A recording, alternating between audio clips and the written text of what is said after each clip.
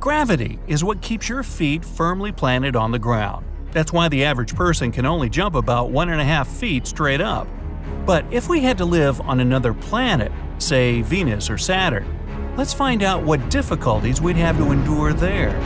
We'll try Mercury first, as it's closest to the Sun.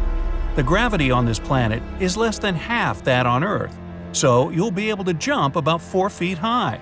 That is, if you can stand the temperatures. On the sunny side, the heat reaches 800 degrees. To be there is like standing neck-deep in dark red lava on the slopes of a volcano. Oh boy! Night won't bring much respite either. Scorching air will quickly chill to minus 280 degrees. You'll also have to be patient, since one day on Mercury lasts 176 Earth days. Well, hopping from this inhospitable place to even less welcoming Venus. You'd be able to see Earth from here if not for the whirling mass of clouds above. They create a monstrous greenhouse effect, as well as immense atmospheric pressure. If you were to jump here, you'd make it just shy of 1.7 feet high, because the mass and size of Earth and Venus are almost similar, with Venus being a little smaller. Besides the constant temperature of a blazing furnace, rain here wouldn't bring relief. The clouds up there are made of sulfuric acid. Skipping our home planet, we go straight for its moon, Luna as it's otherwise called. Gravity here is less than a fifth of that on Earth, so if you jump, you'll rise almost 9 feet in the air and won't touch the ground again for several seconds. It's hard to believe this desolate piece of space rock makes tides on Earth habit. And if you stay on the moon long enough, as in a couple million years, you'll see how much further it's gone from our home planet. Next destination is Mars, the red planet. Here, a vertical jump will take you about 4 feet in the air, if there was any air to speak of course. Mars has an atmosphere, but it's much thinner than on Earth. If you stay here until evening, you'll be able to marvel at a beautiful blue sunset. And you can probably see a mountain from here. That's Olympus Mons, the tallest mountain in the solar system. It's almost 3 times taller than Everest, and it's also a volcano, by the way. Leaping from here to Phobos, one of the 2 moons of Mars. Plant your feet firmly and don't be tempted to jump. Gravity here is so weak that you won't be able to return. Phobos is really small compared to other moons in the solar system, no larger than a big asteroid. It's almost 100 times closer to its planet than our moon to Earth. Eventually, it's doomed to be pulled critically close to Mars and shatter. Scientists believe Mars can obtain its own rings then, much like Saturn. Now, we're going to a really weird object. It's called Ceres, and it's the largest asteroid in the solar system. So large, in fact, it was later classified as a dwarf planet. It's almost exactly halfway between Mars and Jupiter, somewhere in the main asteroid belt. If you jump here, you'll be taken up almost 52 feet and then slowly fall back. Ceres is so massive that it accounts for a third of all mass in the asteroid belt.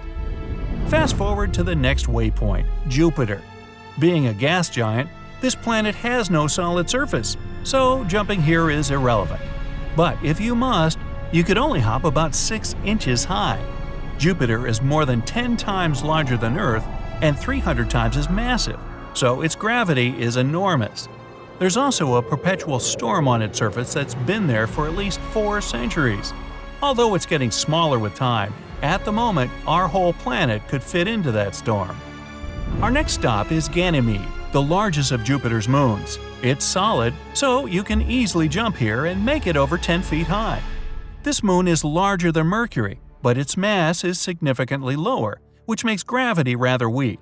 Ganymede is covered in thick ice, and deep beneath that is a liquid metal core. This core is why Ganymede is the only moon to have a pretty strong magnetic field. Next, we go to Saturn, the second gas giant of the solar system. It's only slightly smaller than Jupiter, able to fit 9.5 moons in it, but way less massive. If it had any hard surface to jump from, you'd be able to hop as high as 1.4 feet in the air, almost as high as on our planet. Saturn is most famous for its rings, which are particles of dust and ice left from impacts with different space objects. It spins so fast around its axis that it has flattened itself almost into an oblong shape. It also has 62 moons, only 5 fewer than Jupiter. Let's explore one of them right now. Hopping further, and here we are on the largest moon of Saturn, Titan. Jumping here will take you just shy of 11 feet high. The atmosphere of this moon is most peculiar. It's heavy and mostly consists of nitrogen, making the surface appear hazy.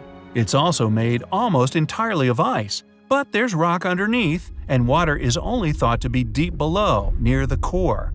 And one amazing thing on Titan's outside are cryovolcanoes, volcanoes that spew ice instead of lava. Next on our path is Uranus, another giant, only this one is made of ice. In fact, it's mostly similar to Jupiter and Saturn, but it has much more ice in its atmosphere and mantle.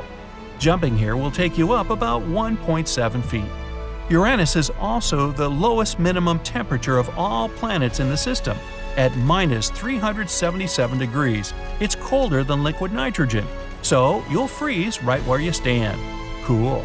Really.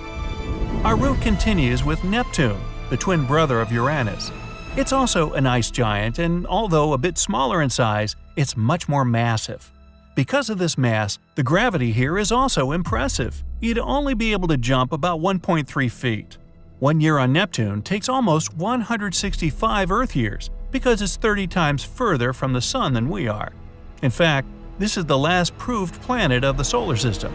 But our hopping trip isn't finished yet. We're arriving to Triton, one of Neptune's moons.